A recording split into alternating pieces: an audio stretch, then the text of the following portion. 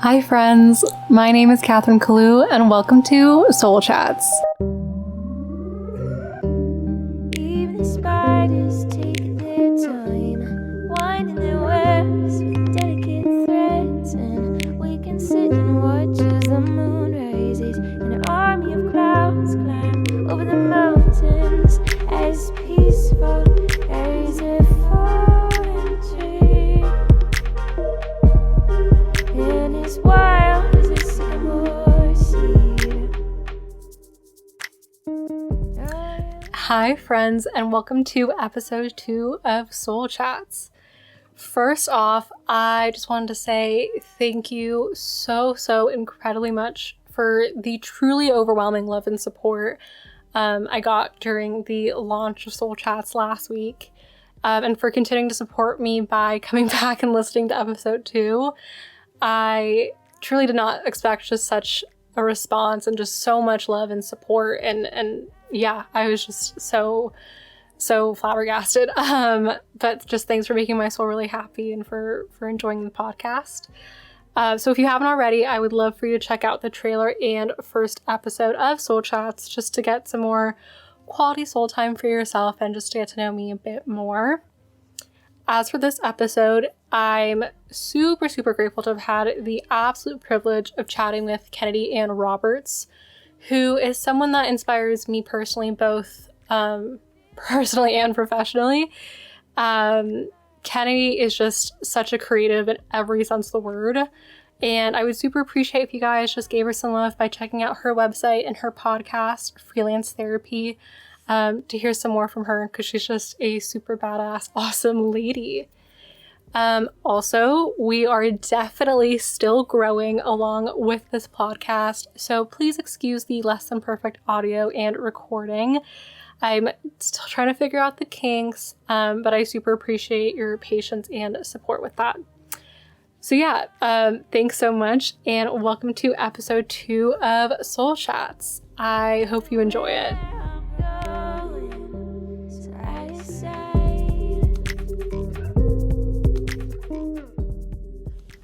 There we go. All right. Well, hi, Kennedy. Thank you so much for being on the show today. Hi, thanks for having me. So we're just going to jump right into it. Just wanted to ask you, how is your soul doing today? That's such a good question. It's one I definitely don't think about that often. But good. I'm happy that it's Friday. I'm ready for the weekend, whatever that means now. Mm-hmm. And, I've been busy with work stuff. Mm-hmm. So, good. I mean, I guess I'm not getting that deep right now. But That's totally okay. Totally just a moment to kind of, I think I find myself like asking myself that question, then I appreciate it because it's just kind of a reminder like throughout the day to kind of just be like, okay, like check in, and then like later on I'm like, oh, okay, like that's how I'm doing. Yeah, totally. I agree. Awesome. It's something I definitely don't do enough. I get like very focused on like whatever I'm doing work-wise, and then I kind of forget about myself. Yeah, I know, that's like the crazy thing. I feel like the reason I came up with that question was because like I feel like I always ask people like, oh, like how are you doing? Everyone's just kind of like, oh, good. And I was like, no, like, like how are you really doing? And it's always kind of like that, like, oh, like you care. So I kind of like came up with that question because I'm like, okay, I feel like that kind of gets to the point a bit quicker. But Yeah, it's definitely a good question. oh, thanks.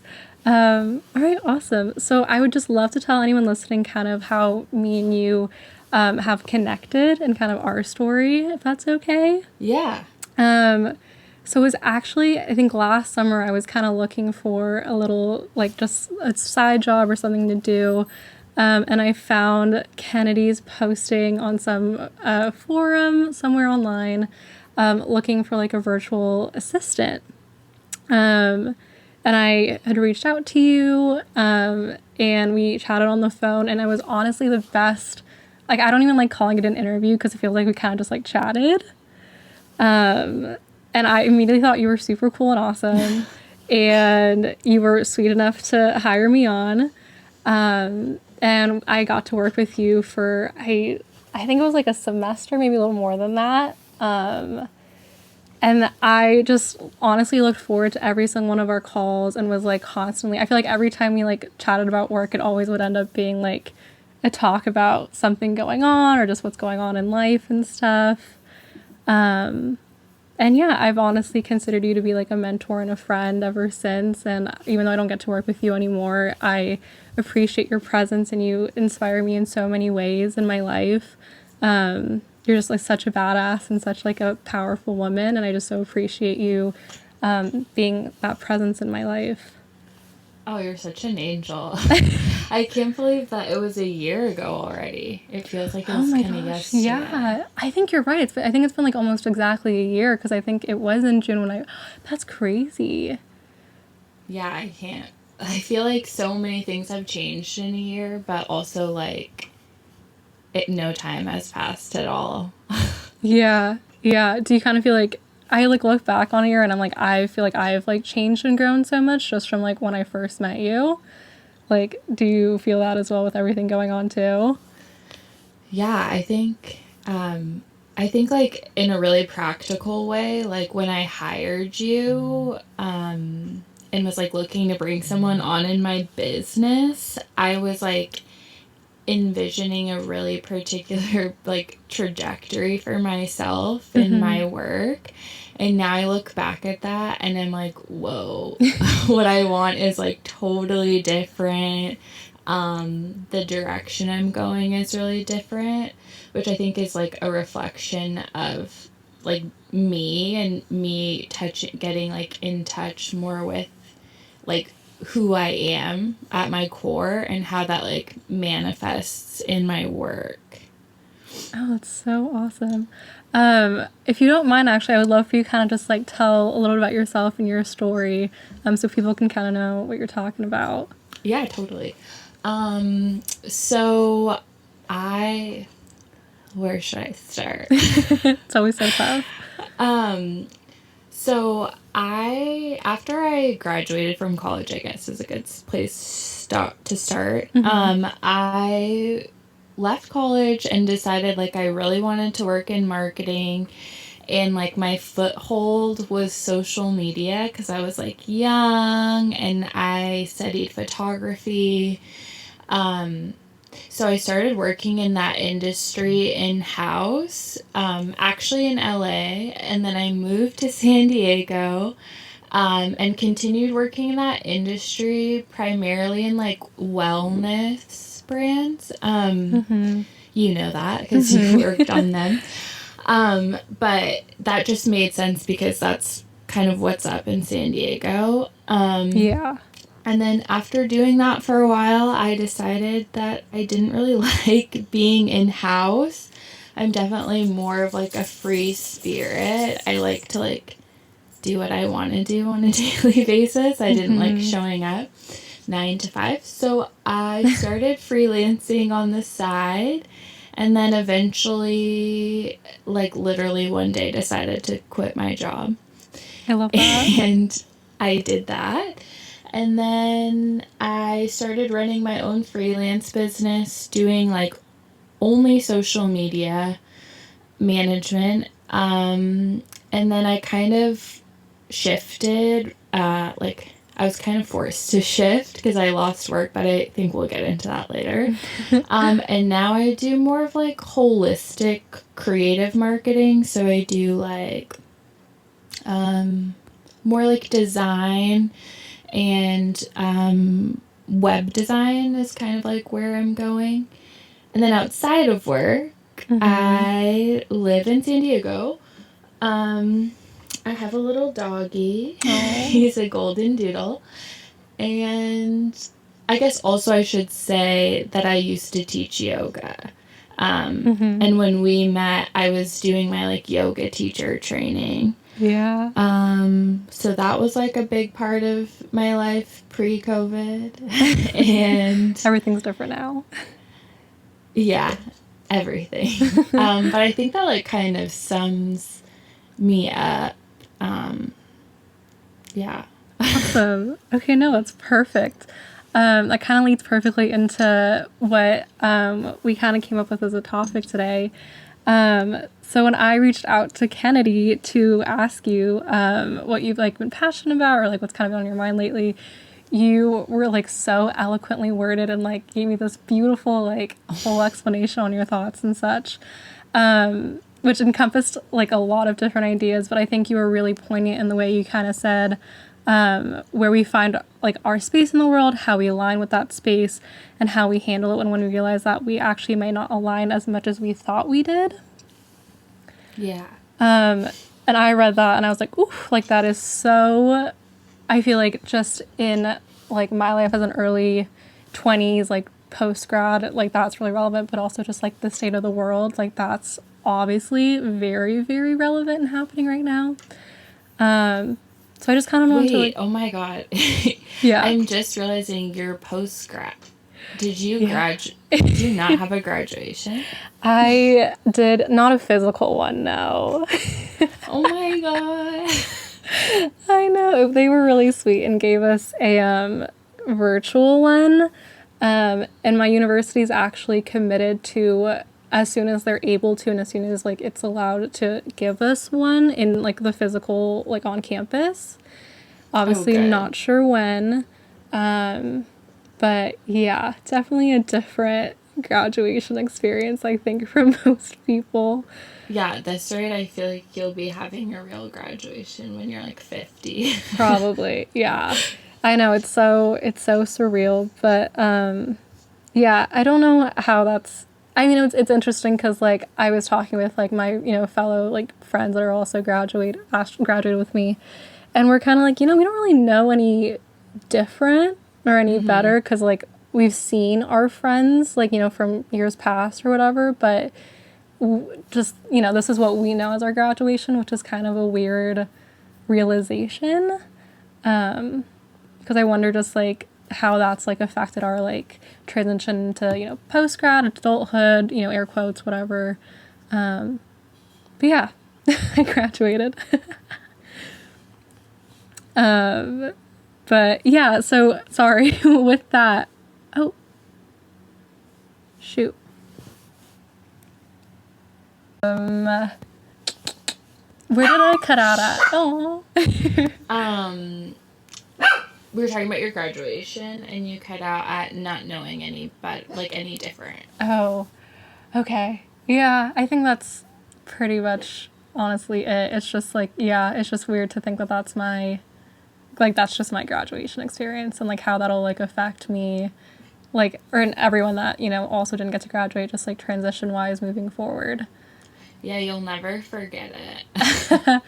I think it'll maybe get me a good save now and then in the future when I get to be like, oh, I was class of 2020. I think I'll get a couple I'm so sorry's. But yeah, that's so true. But thank you for asking. Yeah, I did graduate. It's so weird to think still. Well, congratulations, belated. Thank you. I appreciate that. But yeah, I was going to ask you kind of like with that beautifully poignant and amazing topic, kind of why that specifically has been on your thoughts lately. Yeah. Well, I mean, I think there's like two, kind of like you said, there's like two parallel things happening at once, which I feel like that's what's happening for all of us, or like more than two things. So I guess I'll just like walk it back to, I guess, March. Is that when all this started happening? Yeah, I think so. So in March, obviously, like COVID hit and everything started to shut down. And like since we stopped working together, teaching yoga like really took priority career-wise. So I was teaching like probably 15 classes a week at that time. And then obviously the studio closed like super abruptly. We found out on Sunday that it was like over. It was closed. Gosh. Wow. And at the time, obviously we all thought it was only gonna last for 2 weeks. It was just crazy. Yeah, but, like, that's how we went into it. And so I stopped doing that and like lost a good part of my income, but obviously like my legit career isn't that. So I still had a good amount of money coming in and like a good amount of work, which I was grateful for because I think I would have been really like bored. So that happened, and then like over the next 2 or 3 weeks, I think as people started to realize that it was going to last way more than 2 weeks, most of the brands that I work with started to pull back, kind of like a symptom of being in the wellness industry. Like people just weren't going to the grocery store as much, and they weren't buying like non-essentials, so like $18 body wash, like Right, like not the priority at the moment. yeah, wasn't a thing anymore. So everyone started to pull back, and kind of in like a rolling wave, I lost every single one of my clients. Yikes, that's rough. Yeah, it feels like it's so far away now. Yeah. But at the time, obviously, I was like, holy shit, this business I've spent like, I guess like 2 years building, and I was like finally getting to a point where I felt like it was successful. I just like watched it crumble before me. My gosh. And I feel like, you know, there's like those pivotal moments in your life where you're like, this, I could either like lie down and just die and be like, this sucks. Yeah, admit defeat. I can try to like rebuild it exactly as it was, or I can like take this as an opportunity to, you know, go in a different direction. So I decided, I was like, I'm going to spend 2 weeks just like doing whatever and trying to figure out like what Kennedy Ann Roberts 2.0 looks like. Which I think is like you mentioned, it was really an exercise in realizing that like this space that I was working out of, both in the wellness industry, which I kind of like fell into, and like in social media, was one that like wasn't really fulfilling for a really long time. Like looking back, I'm like, I don't know if I ever like liked working in social media. Yeah. Wow, that's a big realization. And a scary one too, because you've been doing it for a while now. Yeah, totally. And I think like I look back at even like conversations you and I had, and like kind of like those blocks I had, or those like things where it's like, oh, this is so frustrating. And I'm like, I feel like obviously work always has its frustrations, but it's like I feel like those things that were frustrating me so much, like someone who loves social media and loves doing it, those wouldn't be frustrating. It would just be like, that's what I do. Right, like a challenge that just kind of comes with the job, but you still enjoy it. Yeah, exactly. And it was like driving me to the brink of like insanity. Yeah. And it was like a situation where I was like, no amount of money is enough money for me to want to do this. Yeah.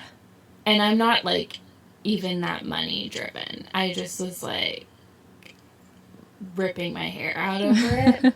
And not to say that like I'm not going to do it at all anymore, because like you said, it's like my expertise. I've been doing it for like 5 years. So I know like I can't just like rip out and be like, I'm done with that forever. Right. But I think like my relation to it has had to like morph, and instead of being like my identity is in this space that I work out of, it's more of like, this is a space I work out of here so that I can make money to like play and enjoy other spaces and other like kinds of work. So that's kind of like where I'm at with that, I guess. It's like still doing social media. If anyone wants social media help, Kennedy's the best. Would recommend. But I'm just not like tethering the next 20 years of my life to being some social media guru. That's so interesting that, I don't know, I just always find it fascinating how we, like, our career just becomes like, I feel like especially after like graduating college, like it just becomes your identity in a way, and that identity like turns into a trajectory of your life. Yeah, I think that's so true. And I was thinking about this the other day. Like, I feel like when you graduate, well, like, even back when you graduate high school and you're 18, you kind of just, like, fall. Like, you, like, free fall into whatever you're gonna do. Like, when I was 18, I didn't even know what working, like, meant. Yeah. Like, or like the my value of context money. was, like, yeah. my context was like going to work at Victoria's Secret. Like, I didn't understand like what it meant to have a 9 to 5, so I don't know how I could have ever guessed what it would be that I would want to do. And then you kind of like, you pick your major, and then maybe you decide that you don't love it, but like you're kind of 2 years into it. So, oh well, like, Yeah. what are you gonna do? Become a science major from like writing or something? You're not. Right. And then you get out of school and you're like, oh, like I'm a little trapped, but I need to make money because I have like debt. Yeah. Like, I need to live. And I think it's so easy to just become like a cog in the machine and be like, okay, this is what's going to make me money, and like, this is the next step. And then they say like when you're 25 to 28, those are like the middle management years. Oh. Where everybody, like, you get into like a middle management role. Oh, gotcha. And then you're like, oh my God, I don't want to do this anymore. Yeah. And it's scary to be like, yo, I don't want to do this anymore. But it's like, what am I going to do? And how am I going to, like, transition out of this in a way that, like, makes sense? And how am I going to, like, paint the picture of who I am and what I want to do, like, to other people when maybe I don't know, and, like, everyone knows me as, like, the person who does X. But then you like look forward into your life, and I'm like, I don't want to be 50 like managing a body wash brand social media. Yeah. I mean, I don't even know that they would want a 50-year-old dude. I know. I feel like that's such like a totally, like, with social media, I think specifically, one of the things that freaks me out about like working in the realm is like just like my relevancy. I'm like, am I gonna be irrelevant in 10 years from it? Because I feel like, you know, like everyone, from the most part, like people who have hired me, they're like, oh yeah, like I want someone young, and I'm like, okay, cool, like that's me now, but that's not gonna be me in like, I don't know, even 10 years with the way that social media is evolving, you know? Yeah, and I think about that a lot too. Because people do want to hire someone young. It's, like, so appealing. Which I think is awesome, because it's one of the places in marketing where you can, like, really easily break into it. Yeah. And if you're young, like, you definitely know it better. Totally. But then, yeah, it's like the thing, it like evolves and it changes. And I think the dangerous thing about it, and the thing that like I was always fighting against, is like, yes, I do social media, but like I want to be involved in conversations about like the business 360 so I can get out of social media. And I am like good enough, I'm a good enough marketer to have to like, Oh. the young social media monkey. Like there, I can do more. Yeah, so sorry. I was out of there for a minute, so I didn't catch all of that. But yes, I think what I got was just being young is kind of a catch-22 when it comes to like social media industry, marketing industry, Yeah, exactly. which is, I mean, that's really like I think like with like COVID happening and kind of like interrupting like that portion of your space in a way is almost like, do you feel like that was almost like a blessing in disguise then in a way? Yeah, I think so. I think I'm probably like a little far away from being that optimistic about We're it. still too close to it. That's totally fair. But I mean, I think that I'll probably look at this time as kind of like an inflection point where I, s- I started to like find probably the path that's more suited to like who I really am and less like what I thought I wanted to do or who I thought I wanted to be when I was like 19. Yeah, because that's Kennedy's different from this Kennedy. Yeah, totally. Like so different. Like, what do you believe like encompasses like a space then? Like, is it like career, social, personal? Like, do you kind of see it as like, or like how would you define like a space? I mean, I think we all exist in overlapping ones probably, and I think it Yeah. also like you can I feel like you can like go to a yoga studio and not like exist in that. Like you can probably work and not exist in the space of work. Like you go to work and you go home. And I think for me, I think kind of like twofold work is really important to me because I am a creative, and so like any kind of work I do is like me pouring a piece of myself into that. So it's really hard for me to like go to work and not like exist in that like metaphorical space all the time because I like embody whatever I'm doing. And then also I'm just, and you know this, I'm like the kind of person who does everything like 400%. Yeah. I can't like half do it. Yeah. So I think that like we have like our workspace and our social space and like all of these places that we like identify with.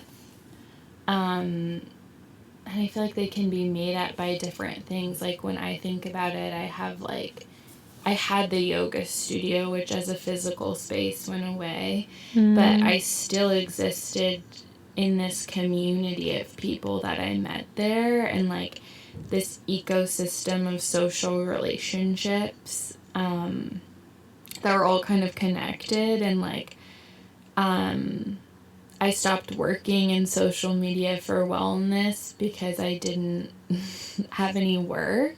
But I think I still was like identified with that space and that like if someone were to ask me what I did, I would have said like I do social media for wellness brands. And because I just identify with that. It's like part of who I am. It's like where I go, what I do. Yeah, it's where you spend the majority of your time, your life, your space doing. Yeah. And like my energy, I guess, goes towards that and then like energetically draws it back in, you know? I know you mentioned like social media was like a part of like you're like, I'm not quite sure. But I think you also mentioned where you're like also like just wellness in general, or at least the way it's commercialized. I don't know if that's like quite the word for it, but how was kind of like your experiences with that then? Yeah, that's a great question. I think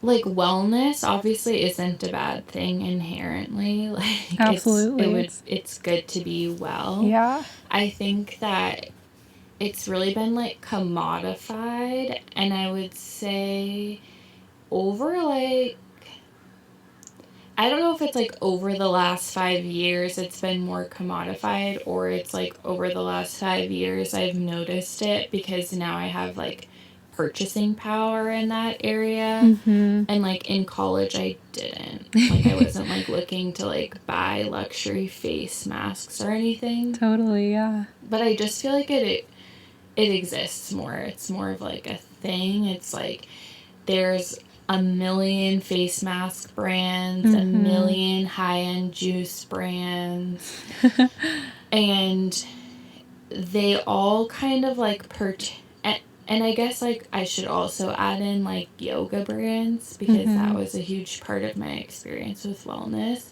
and they all like exist in this like ecosystem that feeds each other. It's like the juice bar feeds the yoga studio studio feeds Lululemon, and they've all like created this identity of what wellness is, driven by the desire to sell products. Obviously that's their job. That's like what people who work in marketing do. And the way that wellness has been identified, and I don't think that this is necessarily like a conscious thing, but it's become very like white, cis, and able-bodied, which like is, if you think about influencers, you know, who are talking about wellness, they're like skinny, blonde, blue-eyed, rich, like tons of money to spend on these things, and it's very like aspirational, but aspirational in the wrong way. Like aspirational in that you like need to look a certain way to fit into these spaces, and they exclude everybody else by not marketing them as a space for everyone. And so Floyd, for me, like I think at first, again, like when you're 19 or you're 20, like it's not that deep. Like it wasn't that deep for me. I didn't think that much about it, and if I had, like, maybe it's hard for me to be honest, but I probably wouldn't have cared. Like, absolutely, yeah. I mean, like, I have brown skin, and I definitely, like, as I got into the working world, noticed, like, nobody looks like me. That's a problem. Yeah.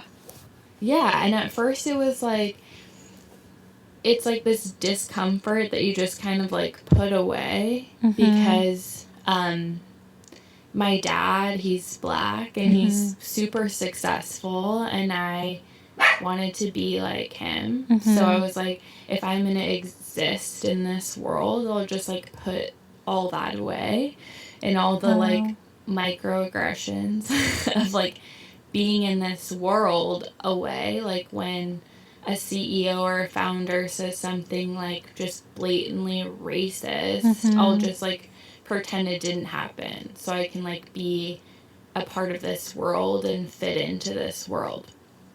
And as I, like, started to like, tap into that core of who I am, I started to realize, like, wow, I'm not aligned with these spaces because of, like, my politics, like, what I believe. And also, like, these aren't comfortable spaces for me. Like, I have to put away part of myself to fit here. Whether that's, like, doing marketing or teaching yoga, like, I never feel like I have the opportunity or the freedom to be, like, my fullest self. I always have to, like, put a little part of it away. How have you kind of found... how have you kind of found yourself, like, Oh, Floyd. Is he okay?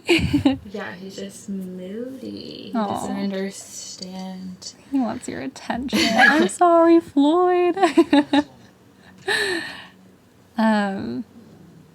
So I know at the time you kind of said, like, you just put, like, kind of that part of yourself, like, away to be, like, able to enter those spaces. Like, how have you found yourself, like, I don't know whether, like, there's probably been a journey there, but, like, reacting when spaces are not comfortable like that? And how have you found yourself kind of responding or protecting yourself?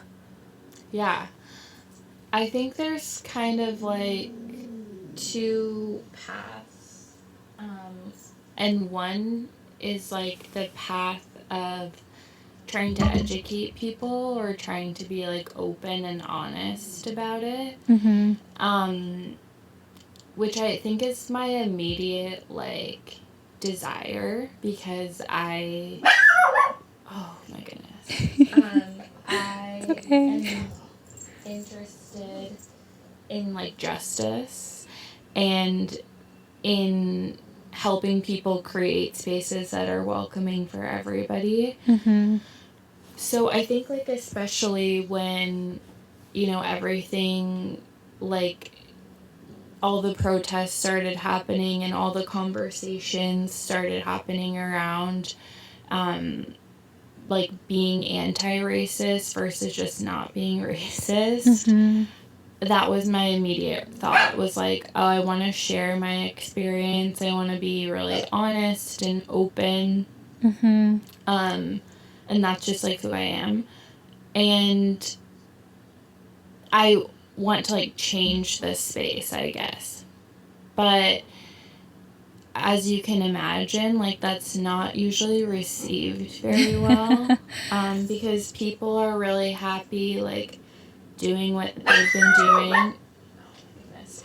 Give me 1 second. No worries. Guest appearance.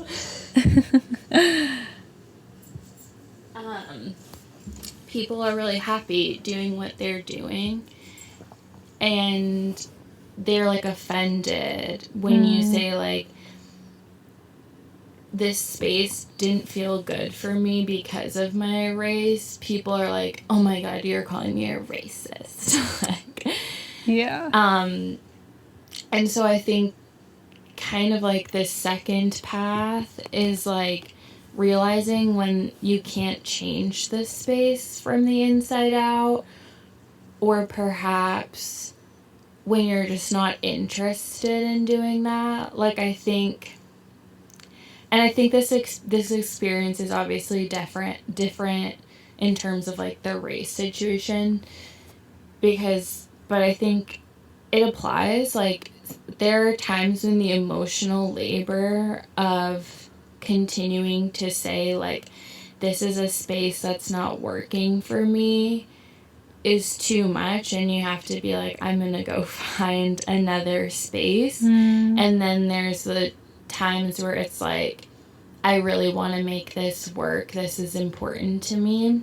And I've had to like learn the difference, right? Like I could try to change the ecosystem of people I like know from yoga from the inside out, but perhaps that's not really what I want. Like perhaps even if we had a million conversations, the way that they reacted to the first conversation showed me that even if they became super anti-racist, like they're not people that I want to align, like, or I don't align with, if that makes sense. There's like an inherent kind of reaction that I feel like the first conversation is always the most important, and not even the words you use to react, but just like the way you react, whether, like you said, like whether it is like kind of standoffish, or whether someone is being like, oh, like, okay, like, you know, teach me, instead of like, like forcing them to be taught. Which I think we're seeing a lot of that right now, especially through social media. Yeah, totally. And it's like the difference of like do you want to make this space safe for me? Or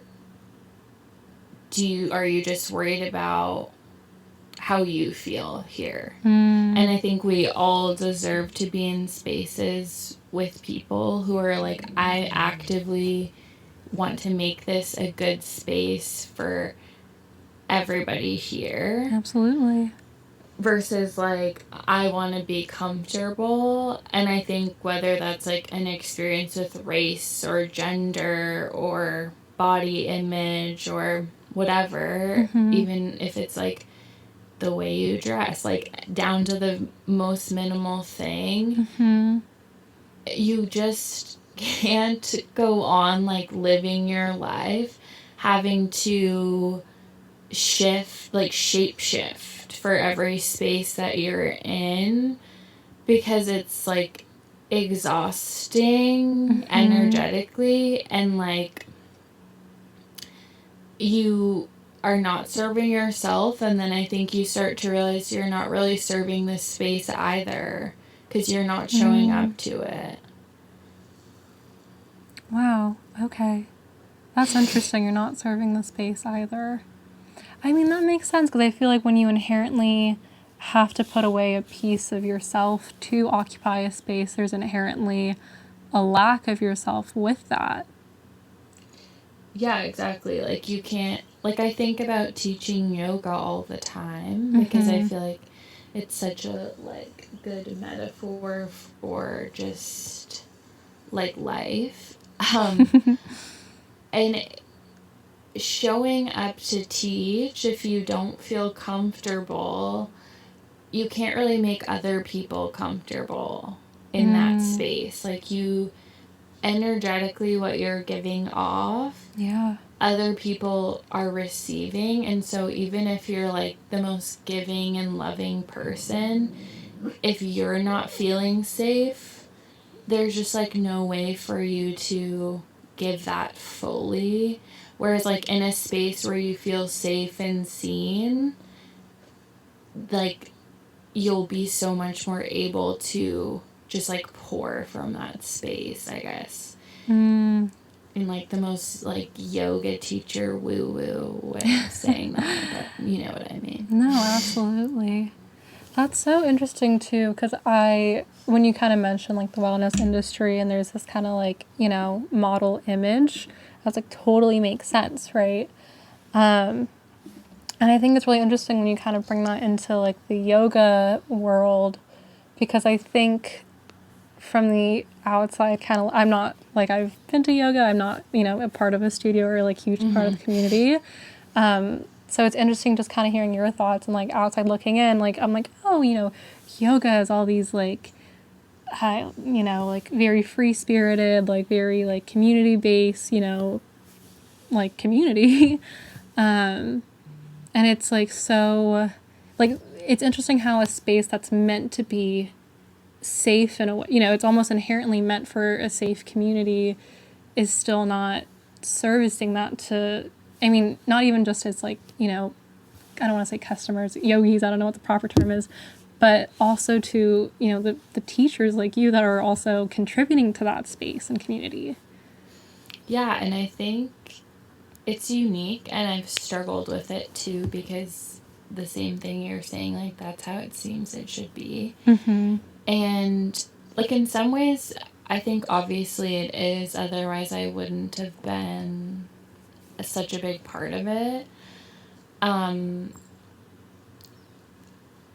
I think I maybe kind of fell asleep at the wheel teaching so much, and like didn't really like consider it. But I think also there's this part of like spirituality and wellness where you give yourself the ability, if you want to give yourself the ability, to spiritually bypass things. And there's this like idea, and it's not true, but like there's this American idea that like in yoga that all you have to do is like love other people and love yourself, which is like, I mean, I don't think that's like written anywhere in the Yoga Sutras or the Bhagavad Gita or anything. Like I think we kind of made that up. But people are like, well, if I just think about love, then I'm doing what I need to do, which isn't true unless you live on like a mountain and are just meditating on a grain of rice with love, you know, like you have to actively show up in that way and actively be willing to like examine your actions. And I think that's like the whole wellness industry, right? Like they exist behind this word that's like, well, but we're about wellness. Like we create healthy juice. So why are you telling me that that's bad when I'm like, the juice isn't bad, but what's bad is that it's priced in a way and it like is distributed in a way where you're leaving out like massive groups of people and like then defining wellness to not include them and to never be a space where they could have like access to these things. Right. It's just like inherent. It's not the juice itself, but it's the brand behind it that doesn't serve everyone. And I think, like, there's no way that any brand will serve everybody, but I think, like, if you're not actively, like, checking yourself, then you're part of the problem, obviously, because you can't dismantle the problem without checking back in. And I think about that a lot with, like, brands that I worked with who were, like, they had distributors, like, big distributors. And I guarantee you, like, that they weren't in communities where people of color could get them. They were, like, only at Whole Foods. And it's like, why wouldn't you ask yourself that question? Like, how can we get our cheaper beverages in the hands of people who would benefit from them? And you're just, like, so happy being a part of the system that leaves them out. And I think people have started to, like, open their eyes to that. I hope so. I hope so, too. I don't know if everybody has. I've had interesting conversations the last few weeks. But yeah, I think it's really important. And it's important, like, for all of us to think about where we exist and, like, how can we think more critically about, is it a good space for us? And then if it is, how do we make it a good space, an accessible space for everybody? Yeah.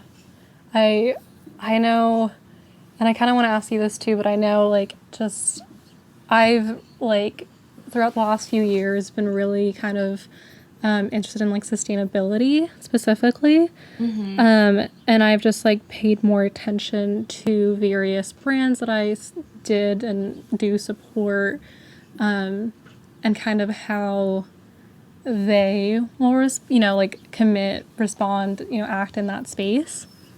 And I've, like, as a consequence, have had to, like, not support brands that I, used to shop from, or, people that I used to, be influenced by. And I just think it's super interesting how you can kind of see, how do I word this? You can just kind of see, like, how brands are, like, the way they go about and committing themselves to something, because I feel like there's kind of two lanes in terms of, like, not, supporting. You're kind of like how you mentioned, like, why would you not ask? Like, it's a very, like, passive, like, like, you should, you're not doing anything actively wrong. Like, it's kind of like the thing that's like, you're not being racist, but you're not being, anti-racist. You're just not racist.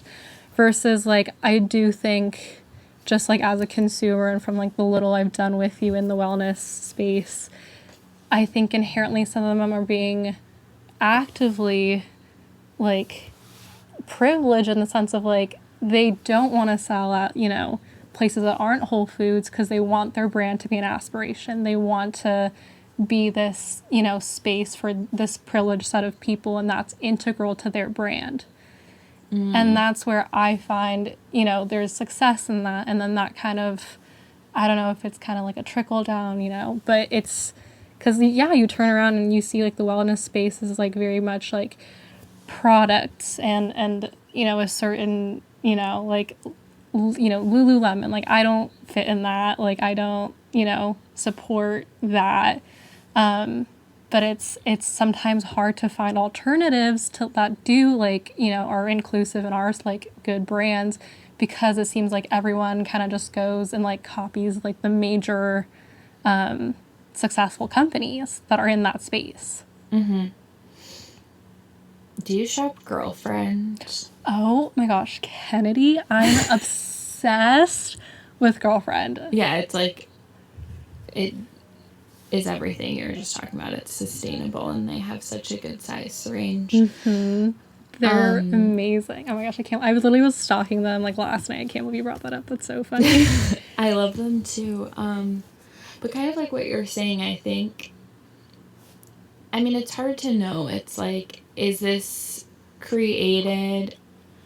I think the thing is, like, wellness has been defined for like so many years as these things, you know, that it's hard for people, like new people, to come into this space in a way that's different. Like, it requires imagination and risk, and they're doing the work of redefining this space, right? Like, and I think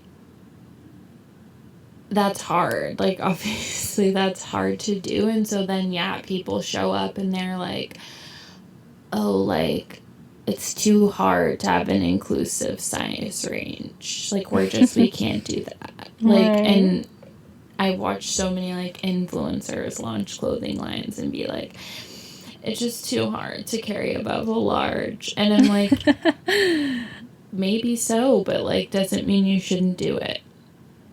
Like, you Also, have to why have the is imagination. it so hard? Like, it's because it's like, I feel like it's so hard because people won't push the limits, and so therefore it's set up in a way, like, if there's no demand, they're not going to give you a supply, and if no one's demanding it, you're never going to get that. Like, there needs to be those like disruptors that demand that. Yeah, and you need to say, like, okay, you won't do this. I'm going to go find somebody who will. And, like, right now it's hard, but that's how we change things from the inside out, right? Like, exactly what you're saying. It's like, perhaps you'll lose people purchasing your whatever you sell because you're not seen as premium, because you're being sold not in Whole Foods.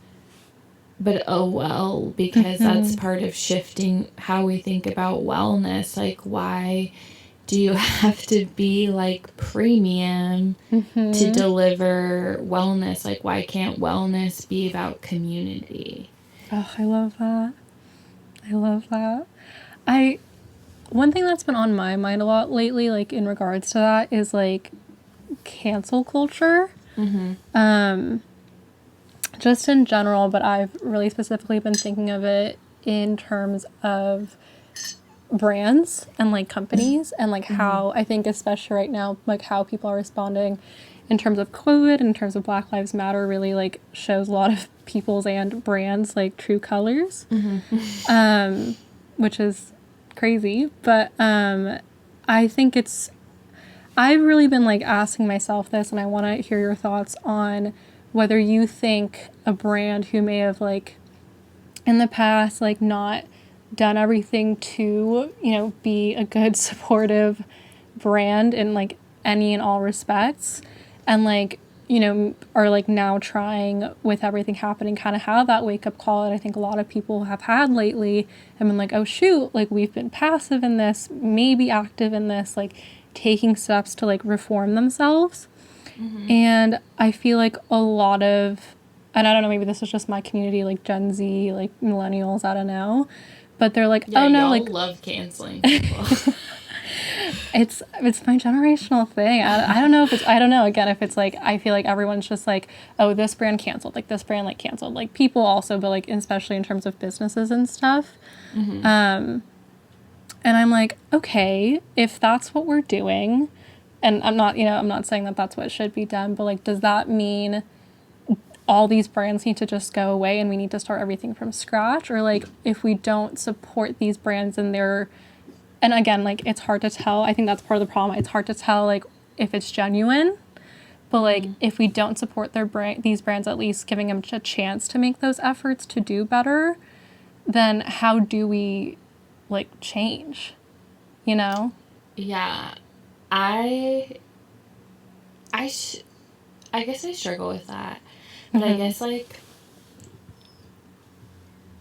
I think the cancel culture thing, I was actually, like, watching Jenna Marbles' video. I don't know. Jenna Marbles is, like, kind of out of your generation. I watched her a little bit growing up. Okay, but okay, yeah, like, I know she, no worries. She was, like, a thing. Yeah, she over was my age. huge, But yeah. she had, like, some racist videos from the past, and so people, like, canceled her, and she's, like, not doing YouTube anymore. She, like, announced that. Oh, wow. And she was, like, very apologetic, and also, like, it was very clear that she had learned in the years since that, and that she was committed to learning. And I think that, like, part of the problem is that we don't give people space to grow. And so if you're like, you weren't active in this, so you're bad, and fuck you, bye. Yeah, like, totally. Then that's when people become really defensive and are like, well, I'm just a bad person then. Right. And I think, like, this may be, like, a radical idea, but I think in terms of, like, the race thing, like, white people need to stick around. Because, like, and it's, like, the same thing for, like, other things. It's, like, cisgender people need to stick around, and they need to have the conversations and continue to educate people, because the emotional toll that it takes on, like, the people that have been left out of those spaces, or, like, that we've identified as other, like, we can't expect them to do it, but we also can't expect things to change if we're just, like, canceling everyone. And on the same side of that, like, there is power in, like, voting with your dollars, so it's, like, snaps. You don't have to go buy thousands of dollars worth of stuff from Reformation tomorrow. Like, right. But I do think that there needs to be people who stick around and follow them and say, like, when you get better and when you take steps, like, I will support you again, but I want to engage in this conversation versus being like, bye forever. It's like more of a pause than like a cancel. Yeah, because I think the cancel thing is just, like, gotten out of control. I mean, there are some things that, like, we can never forget. Yeah, for like, sure. I think there's a limit. I've seen on the internet, I'm like, good, that kid shouldn't go to college. Like, they can go. But, like, in general, I feel like people are just, like, having really emotional reactions to things. And they're warranted, but, like, you have to get past that if you think that, like, at their core they're good.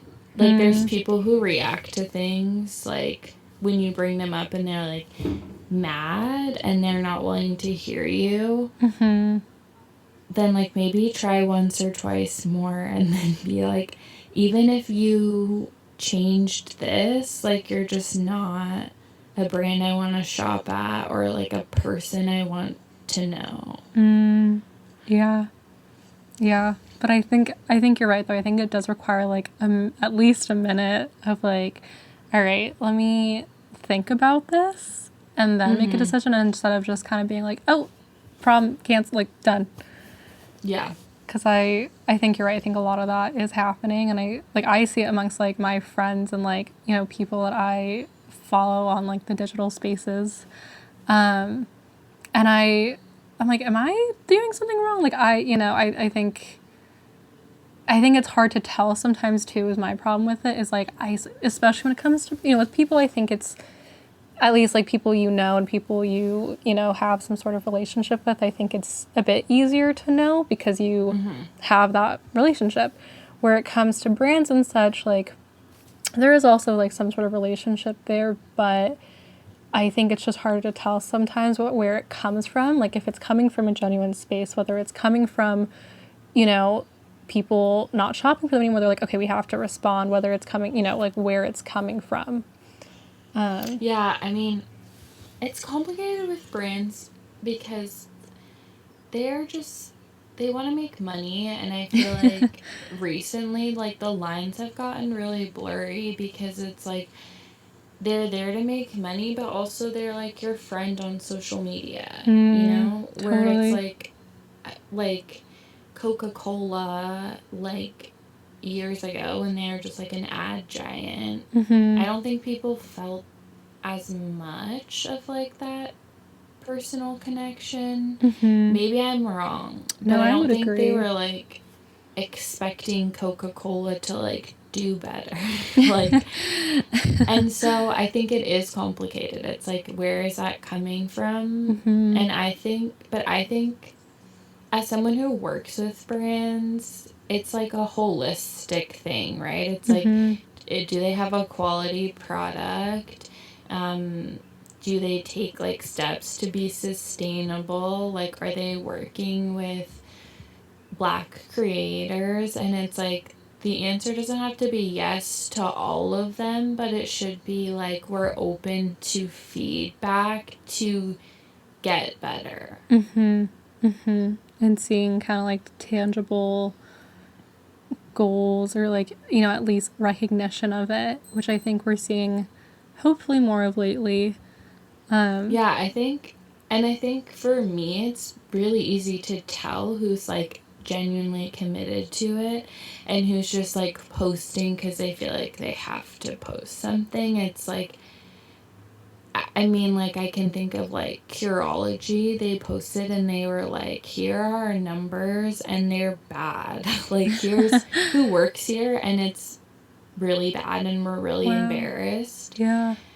And it's like, they didn't need to post that, but they did anyway because they're really committed to it, versus like another brand I follow posted like, we have 36% diversity. And I was like, what does that mean?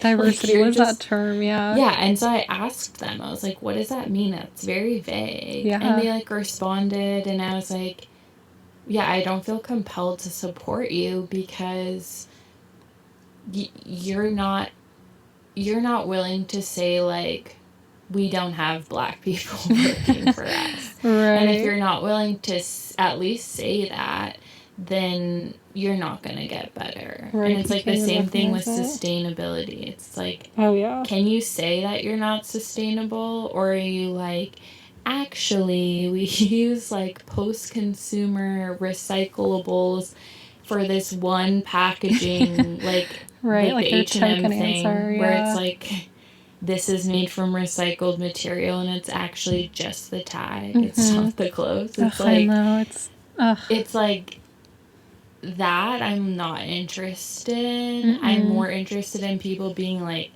yeah, we're not sustainable and like, we want to get better. Yeah, like, I'd like, help rather buy us. from that person Yeah. than the person who's like fake sustainable. Yeah, that's a really good point. I think people who are like admitting to being embarrassed is a good sign, and like people who are, you know, trying to like cover and be like, oh no, like we're good, is like, no one's good right now. Like no one's doing it perfectly. Like that's just, you know, there's always progress to be done, and especially right now, there's a lot of work that needs to be done. And I think that's a really good point of you being like, no, like, you know, like you can tell when you see how people respond to that. Yeah, and I think you need to like have a second conversation. Like, I reached out to a previous boss and was like, this was my experience working for you. It was not positive. Mm. And the immediate response was like, well, I've hired 3 people of color since you left. Ugh. And I was like, whoa, it's really defensive. And then he was like, are you willing to talk? And I was like, I'll talk to you if you can show up and hear my experience and not become defensive. Because if you hiring 3 people of color was enough, we wouldn't have to have this conversation, you know? Yeah. And when he showed up, he was like, I've read a lot of things. I'm really embarrassed. We don't have any Black people working the office since you left. And that's not okay. And I'm glad I gave him a second chance. I'm glad I wasn't like, Yeah. this email response sucks. Because it did. I mean, I like laughed about it. Yeah. I got it. But like, Yeah. I gave him a second chance, and now I'm like, okay, like, I'll talk to you again. Like, it's not like we're best friends, but it's like if he was a brand, maybe I'd buy from him again. But, Right. and if I had just, like, canceled him, then I wouldn't feel good, and he would have missed out on a valuable conversation. Yeah, because I mean, I feel like it's hard because, like, when one or, I mean, it's hard too because I know it also must be a lot just, like, in that situation, like, for you to, like, put yourself in a space that's not comfortable, like, again, like, willingly, and, like, having a hard conversation, like, that's also really, I mean, I'm sure that's also exhausting.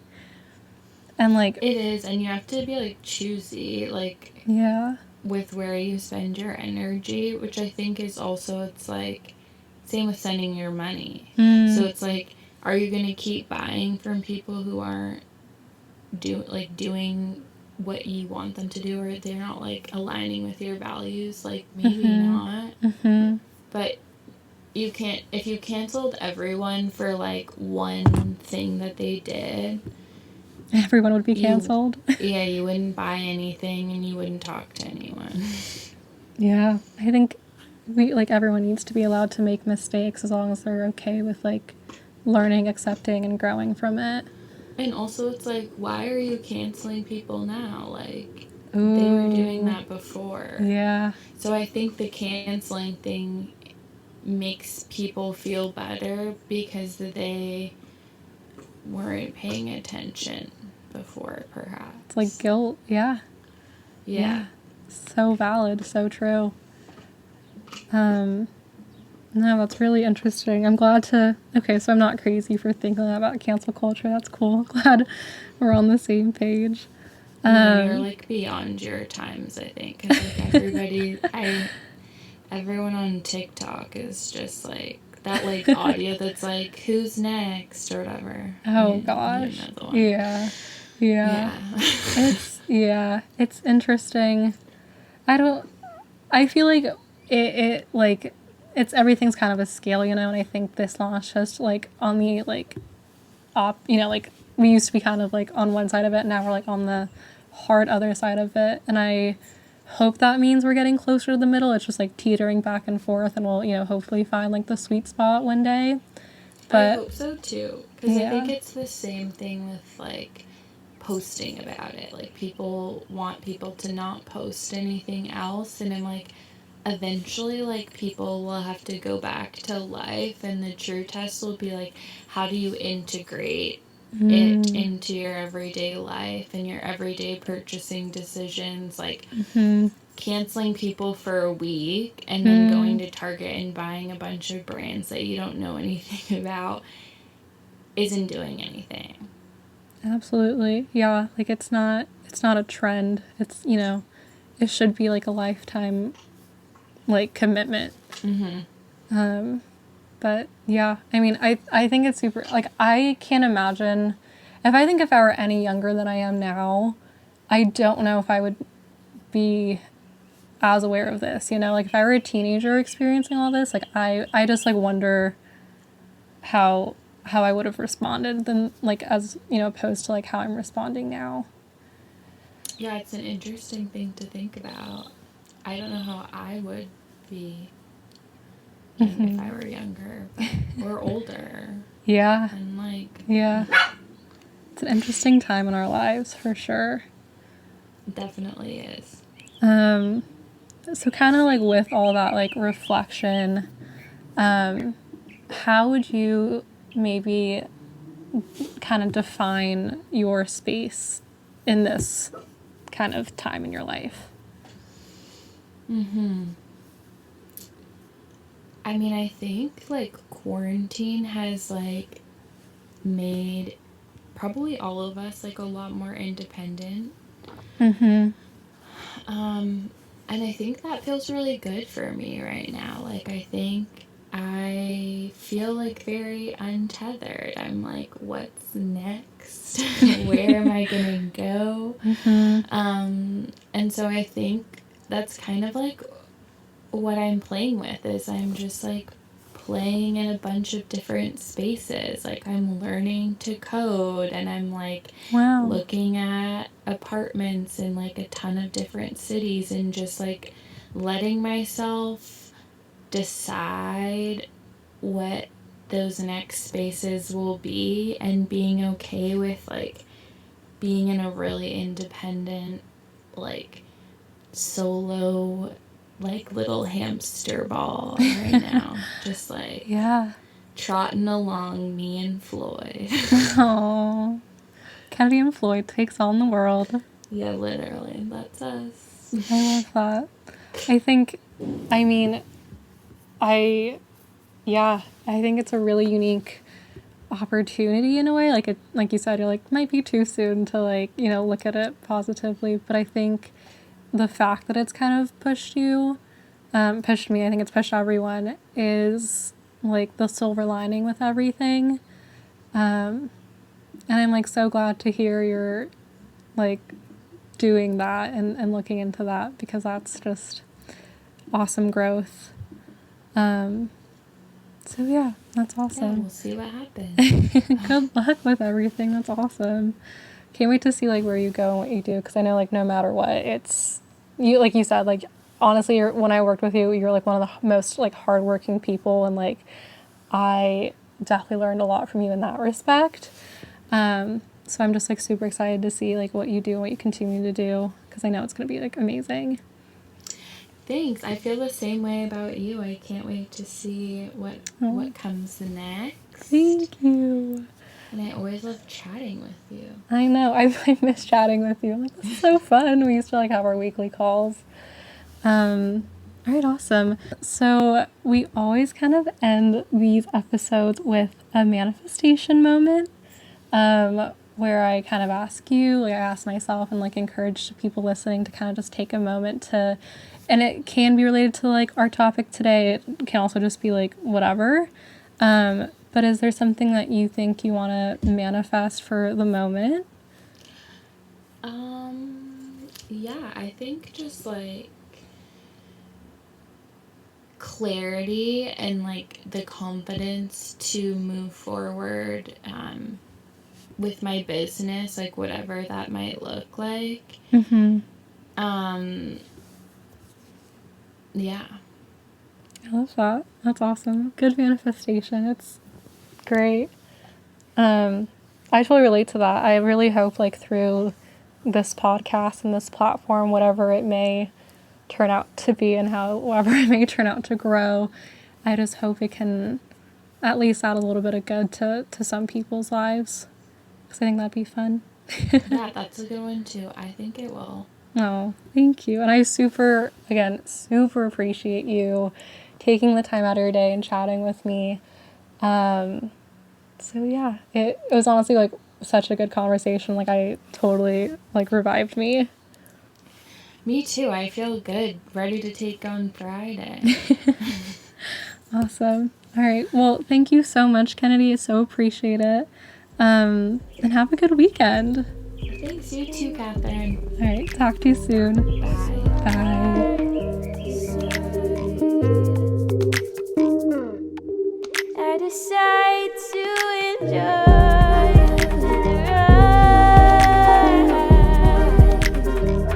The ride.